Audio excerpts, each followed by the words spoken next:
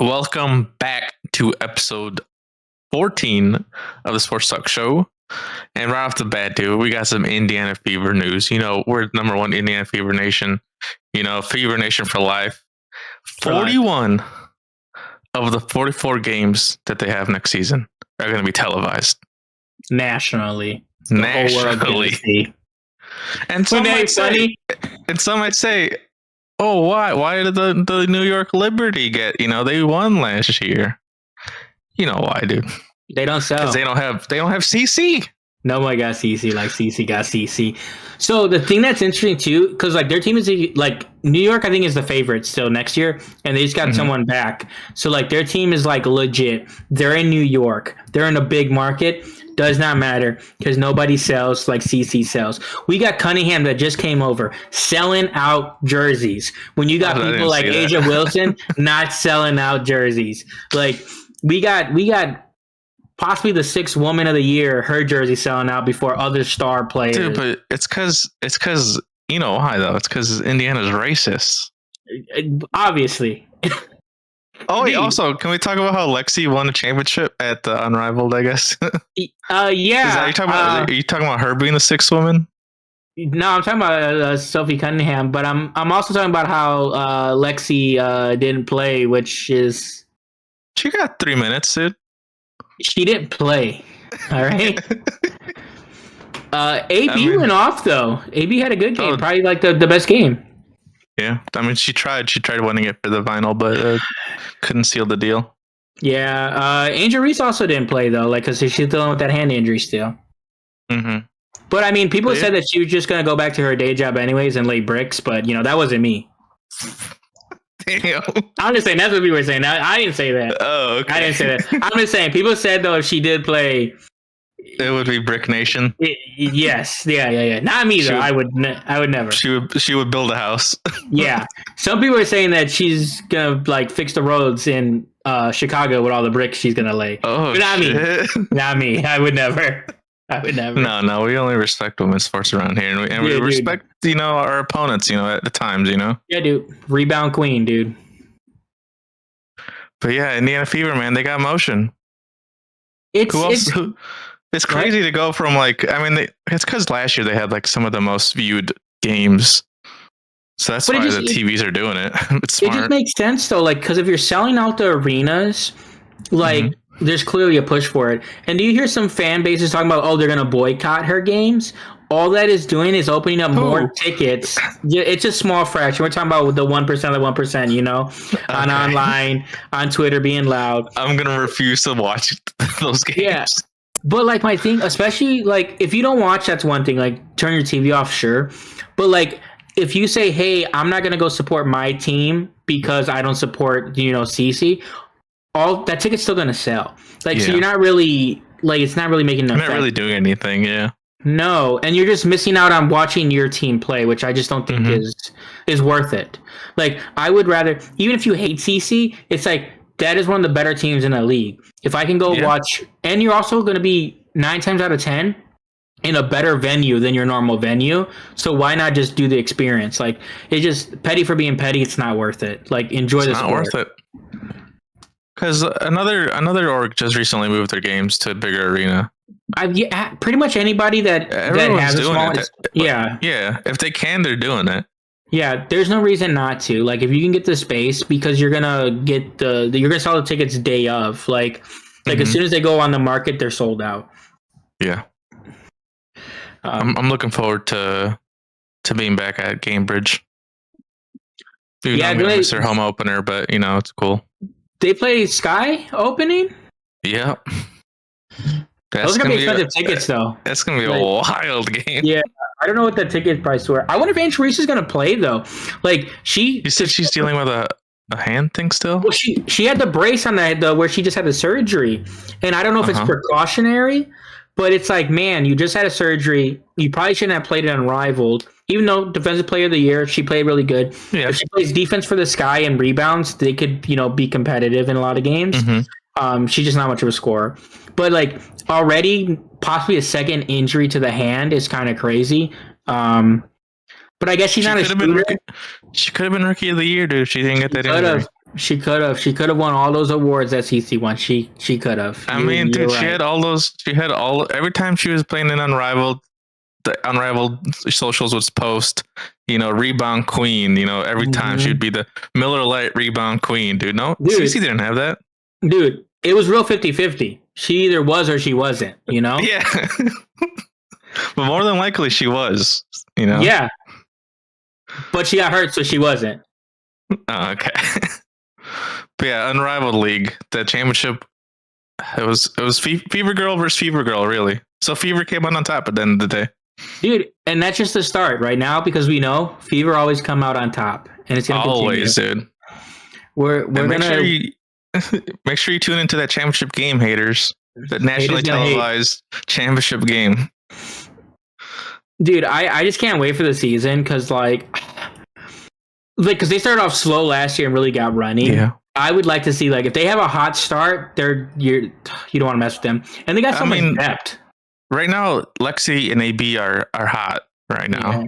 Assuming I don't know how the schedule works, but I'm assuming they're in training right now. Or I'm sure there's a little break, but yeah, I'm sure they're gonna get back in there, because you figure we have March Madness and the draft is 2 weeks after that, or week after that. It's like April 12th. Yeah, and then they start already training camp, so they'll probably take a little time to recover. But we're almost in the next season. It's so weird though, because how college is still going on. Unrivaled just ended, and it's boom, we're about to be back in WNBA, which has helped the layover. Which I didn't watch as much Unrivaled as I thought it was, but yeah, let's break it down, dude. Let's see what they got. The numbers, because they posted basically their whole stats of all the stuff that they did. So let's break it down. Go ahead, Jaime. Okay, so we have Unrivaled by the numbers. Let's see. I didn't know it was a 6-year deal that they got with so TNT. I thought it was a 3-year deal off the bat. Yeah, so I wonder if it's 3 years, depending on it, to get 6 years, or they might have done that or whatever. I mean, 11.9. Bro, they're gonna be on cable. Yeah, so the thing is, TNT had to make a play for basketball. They're losing the NBA. They felt like this could hold a candle to the NBA, WNBA offseason. They could, keep some of that viewership. It's not enough though.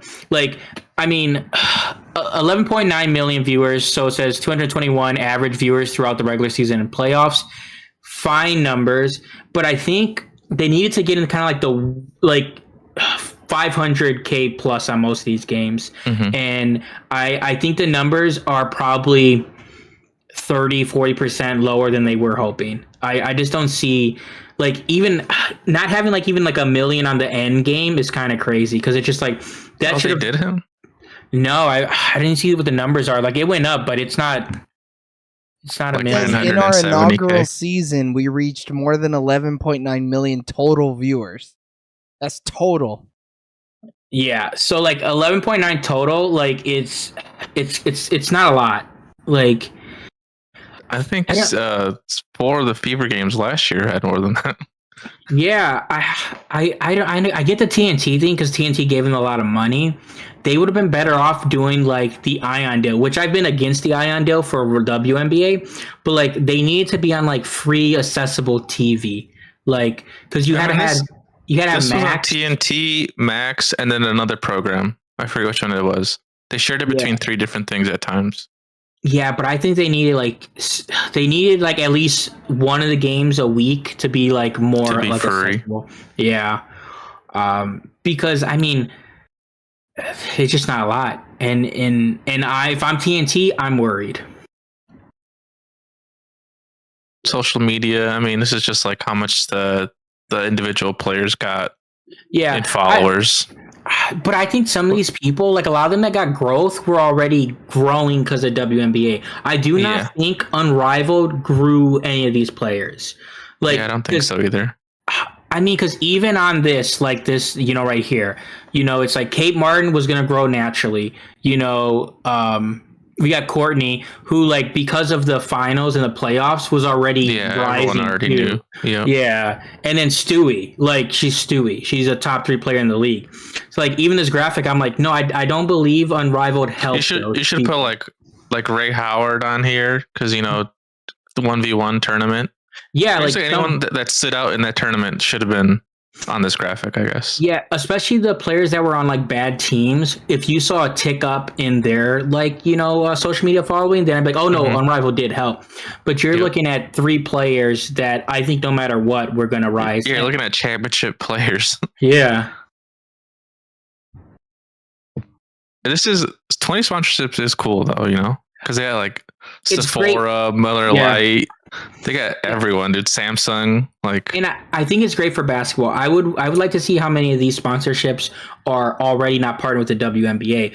Hopefully, honestly, some of them aren't, because then it's like, oh, we're willing to do a partnership with women's basketball, so we did Unrivaled. Now let's come to the WNBA. But even so, for a startup league to have 20 sponsorships from big companies is huge. So they're getting funding. I do think they're losing money, but I think they're able to sustain the first season. Like I'm sure they gotta spend money to make money, dude. Yeah, I don't know. I don't see how it's ever profitable though. I just don't think the viewership is enough. I think if you don't have the big TV deal, it's not gonna matter though. Ticket sales, okay, they sold over 1 million in tickets. I don't know. I don't have any comparative to that. It's just a big. It's hard though when you talk about their ticket sales, because they probably don't even. It's a small venue. It's only one venue.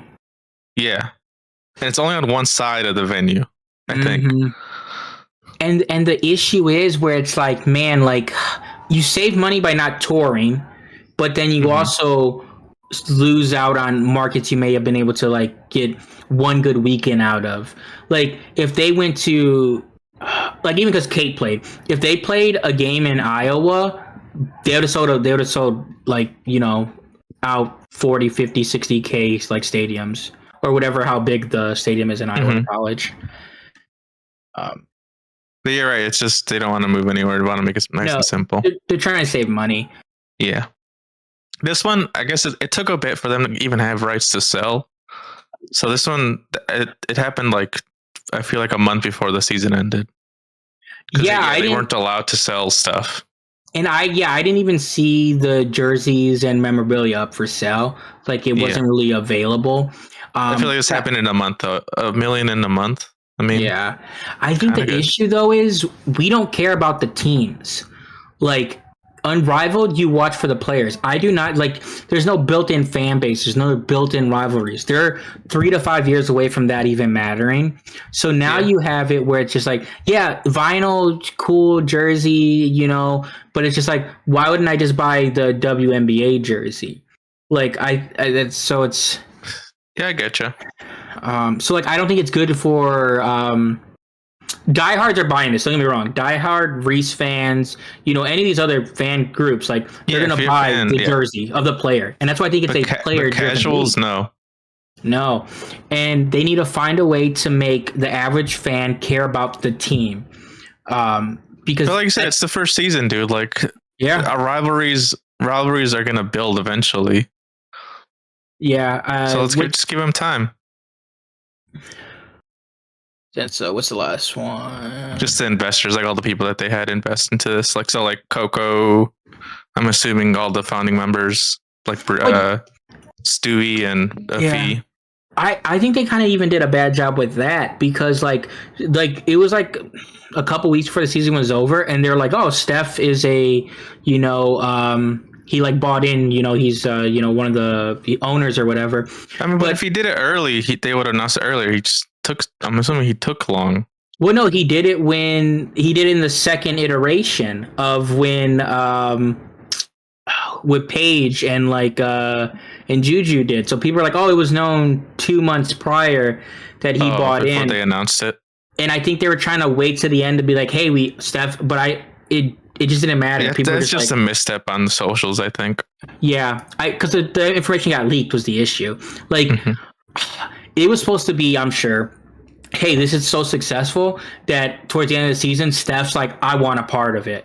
But he already had a part because he's putting money into basketball. But also too, just like if they could have not gotten the information leaked, probably it would have been a better would have been better. But once it got leaked, they should have just put it out there. And then I think that's it. So yeah, that was Unrivaled's first season. What do you out of 10? What do you give this season? Out of 10, probably a solid 6. Just because I didn't watch any of it. I watched maybe like 5 games. That's my thing. I'm gonna give it a 5 because the games I watched were fine, but it didn't do enough to draw me in week to week. The 1v1 tournament was cool though. It was cool, say. But yeah. I only watched the first round. Like I was like, oh, the bigs are gonna win. This is like poorly formulated tournament. The concept's cool, and then also too, there's like 5 players that were just like not playing. Yeah. And then the championship was cool too. Just what's it called? Where you get knocked out right away, single elimination. Yeah, March Madness style. It's great. I think it's smart, like NFL playoff style, like best way to do it. I think for a league like this specifically.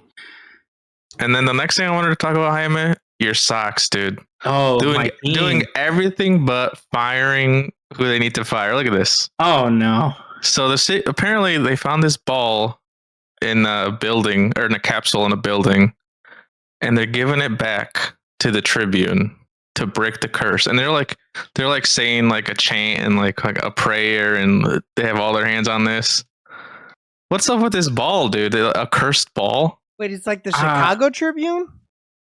The caption says it's a little cut off. I can't read it. To reverse their historic losing streak, the White Sox held a curse-breaking ceremony tonight. The infamous Black Sox ball, linked to the 1919 World Series scandal, is being returned to the Tribune Tower, where it was first discovered in a 2022 time capsule.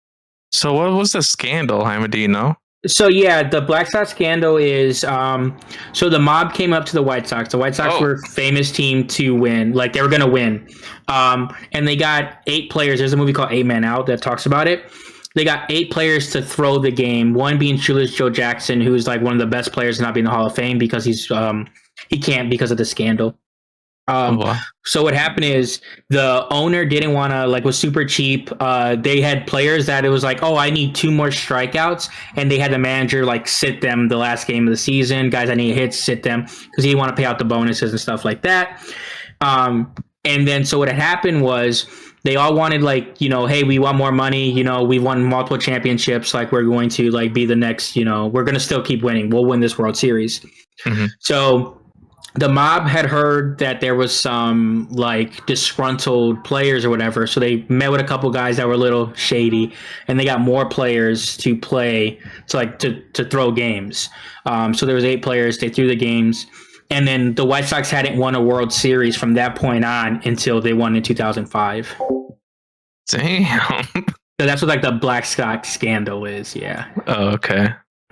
Damn. So the mob was involved. I didn't know that.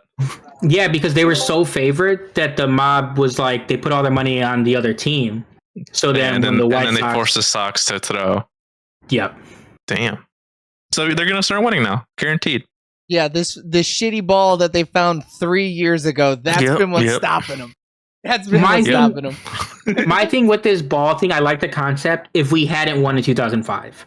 Yeah. Yeah. They won the fact that we won, come on. Yeah, I don't think It's not, it wasn't the Cubs curse where that was 200 years or something, right? 200 years? As old as the fucking country? So they let the goat back in, yeah, they did, and all that stuff or whatever. But they did that before they won a World Series. The fact that we won a World Series, if they did this in 2003 or 4, I'd be like, bro, it makes sense. We got to break the curse, dude. But no, that's what I'm saying. They're doing everything but firing management. But it's not even management. It's the owner. The owner? He owns the Bulls as well. He's just a shit owner. And Hey, Like- comment down below if you're a shit owner. Yeah, hell yeah. Comment down if you think that Jerry Reinsdorf is a shit owner. All And right? if you're Yeah. Jerry Reinsdorf, comment down below and we'll glaze you the fuck up for $1 million. I will slap Dude, that knob for $1 million. yeah. to all the Sox fans, you know, my dad's a Sox fan. Jaime's a Sox fan. Stay strong. I think this curse breakage will help, and I think next year they're gonna get over 80 games won, easy. They're gonna win 60 games. But the thing is, he says we can't spend money because, like, you know, we can't afford it. One, he's in Chicago, so you're a goddamn liar. Two, he's worth $2.3 billion. Hey man, if he paid him more, he'd be worth 2.2. But you can't do that. My thing is, bro, they care about one of the teams, all right? Let the Sox be terrible and let the Bulls be good, or vice versa. You can't have two shit teams you own. Are the Blackhawks good too? No, they got like a young player, Bedard, who got drafted not too long ago. That's like the next big star. They're still kind of ass. Chicago's ass. Chicago sports, man. What's going on? The Bears, At least it's our year. Yeah, I forgot about the Bears. It's our year. I don't care. It's our year, dude. We got a new line. Comment Great down Wall of below. Chicago. Comment down below how delusional you are about the Bears winning next year. Yeah. That's it for this week, folks.